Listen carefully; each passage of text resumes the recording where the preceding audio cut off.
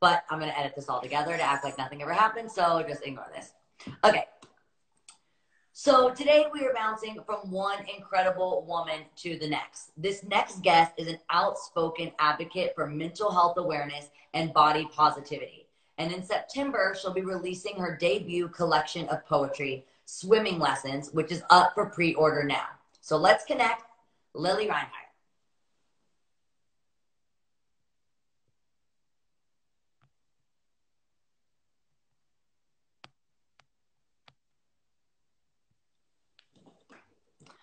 Everyone's very excited about this. Hi. Hi. You're on the show on like the weirdest, techiest, freakiest day ever. I know. Luckily, it's okay. It's not like any of us have anything to do. No, everyone always wonders like, how do you get everyone to be on the show, and what do you do when there's tech difficulties? You guys can't do anything about it. There's nothing. I was just waiting, just outside. It's not like I've got really anything at all to do. No plans. Okay, so I wanted to talk to you about your poetry book, Swimming Lessons, that's up for pre-order and it's coming out later this year. Mm-hmm. It's a while away, but I know how I feel when I'm about to drop an album or a film release. Like, I just get crazy butterflies. Mm-hmm. Are you nervous at all? Like, you're kind of publicly just like giving the world your diary. Yeah, kind of. I mean, I think it's definitely nerve-wracking, and it's nerve-wracking to read them out loud because it is such a vulnerable thing, and it is. I mean, I have like this is my journal like right here, but I write most of my poems in the notes on my phone actually, because they just kind of come to me at random times, and I'm not going to be one of those people who carries around a notebook with me. I feel like that's a little. That's a little weird, but yeah, I mean, it's definitely nerve-wracking, and I think I'm trying not to even think, like, I wanted to release something that I had pure creative control over, and that's where that came from. Yeah. I just kind of felt a little creatively stuck where I was at, and I was like, I have, books of poems and essays and thoughts just kind of sitting around in all these notebooks that I have, so maybe I should just compile them and share them with the world. So I use my notes on my phone for everything also. I know. I've written everything in my phone. If something ever happens to it, it's just not good. So everyone kind of knows you now as like, you're like an actress turned poet, but I don't know if that's actually the way that it happened. Like, how long were you writing poetry for before you decided to share? Is that something that you've been doing way before you considered acting, or like, how did you become both of these things? I think, and it's weird to even call myself a poet. I mean, I kind of look at my poems as a little bit more of just like a free flowing sort of consciousness. It's not even really, it's not like it's rhyming. I don't know. I feel like the term poetry is so broad today, but that's what makes it so beautiful. And, so many people are coming out with books of just sort of like essays and commentary that they have about their own life. And that's almost what I think of this a little bit more. I mean, I do think of them as poems, but in a way it's sort of just like thoughts and observations. And but yeah, I mean, I was always an actor. I was always acting. And I think I started writing a lot a couple years ago, like 5 years ago, when I started experiencing love for the first time, and being in love, and all the feelings that come along with that, and also just feelings of anxiety and kind of dealing with fame for the first time. It was easy to just sort of put those feelings and thoughts into a notebook or something as a way of therapy. So it sort of became very therapeutic for me to write down these thoughts that I was having. Yeah. You're an advocate for mental health awareness and body positivity. Are those subjects that you write about in your poetry? And can we read about those ideas surrounding those subjects in Swimming Lessons?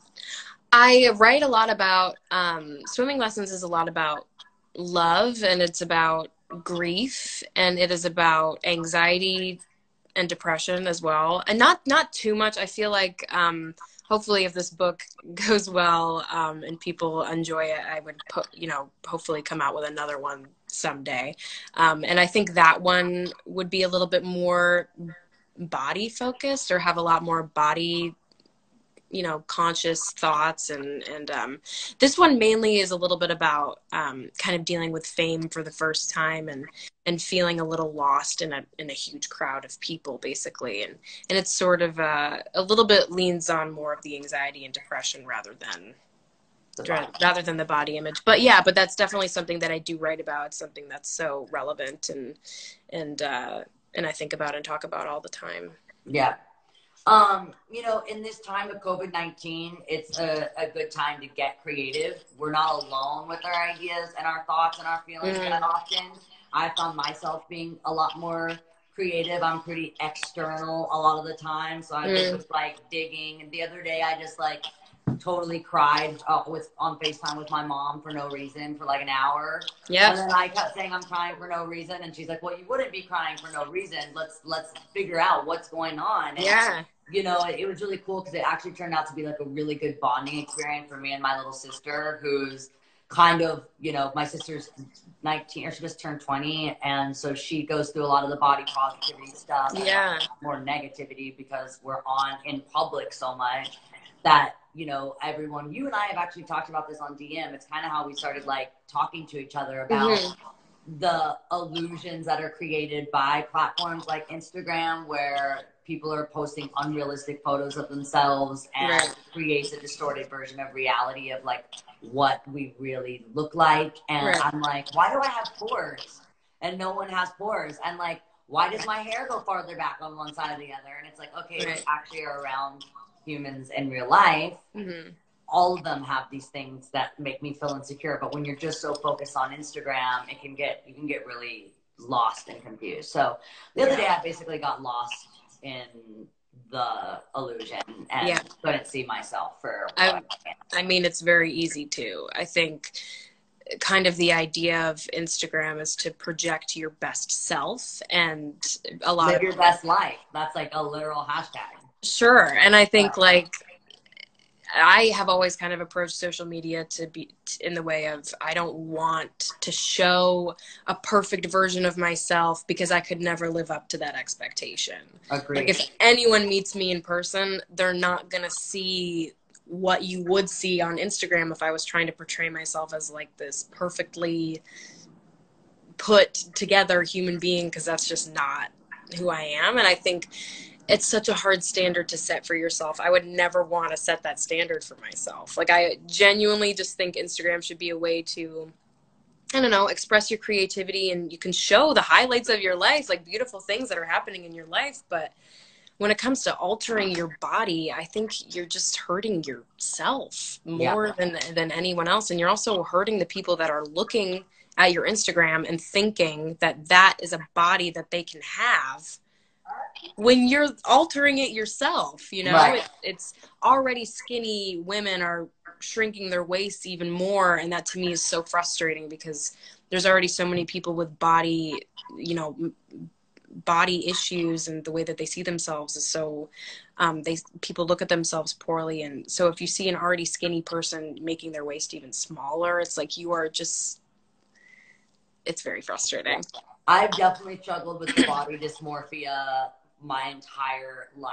Like since I was, I mean, way before like Instagram or Twitter or Facebook, that was already hard enough.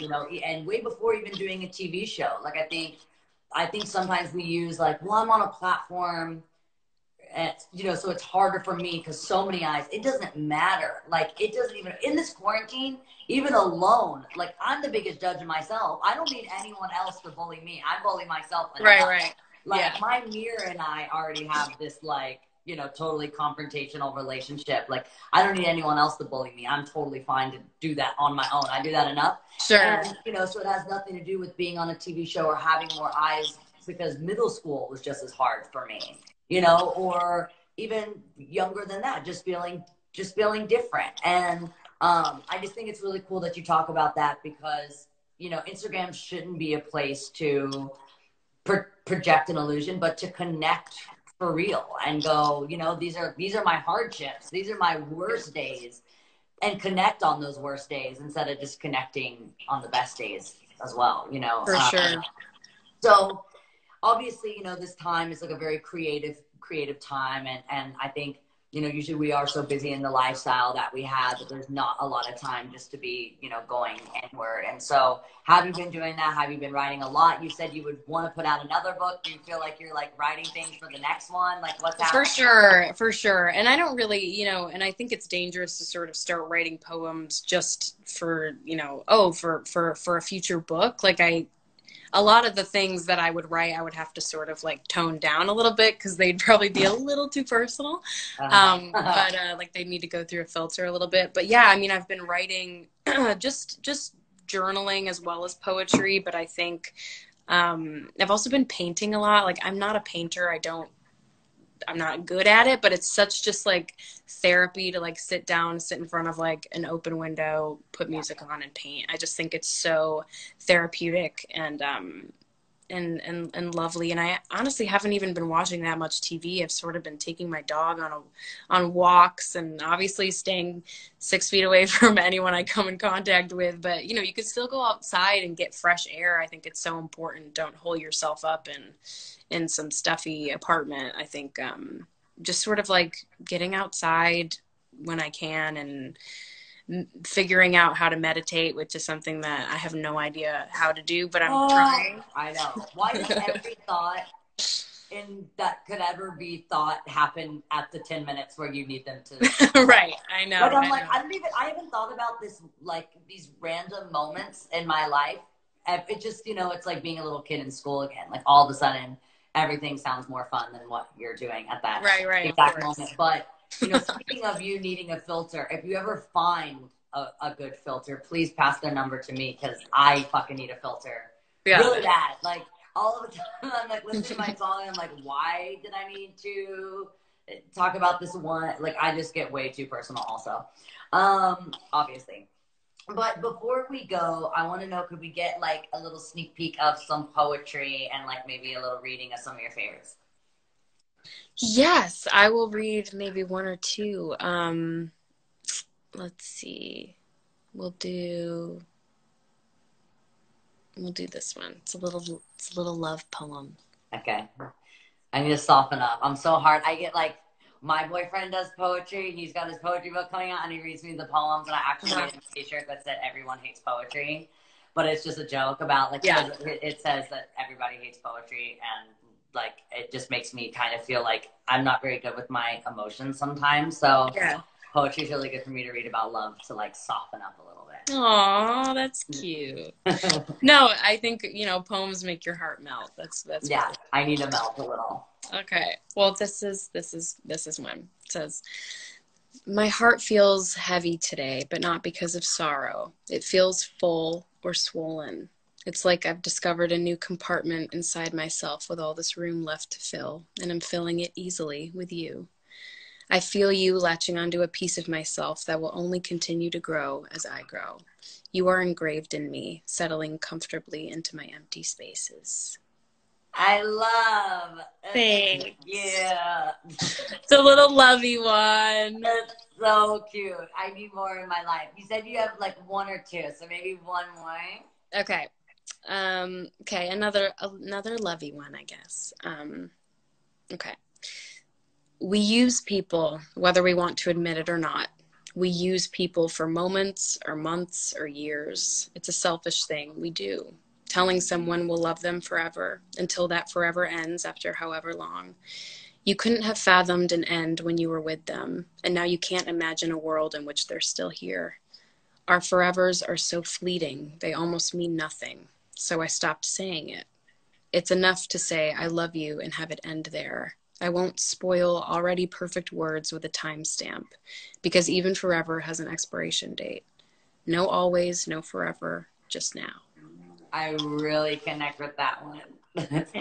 I really love it. I'm so excited about your book. So it's up for pre-order right now. So I mean, it's out later in the year. And I look forward to this book and your next book and your next book and all the other incredible things. Thanks, girl. I appreciate it. Thanks for having me. Thanks for being on the show. I'll talk to you soon. Okay, bye. Bye.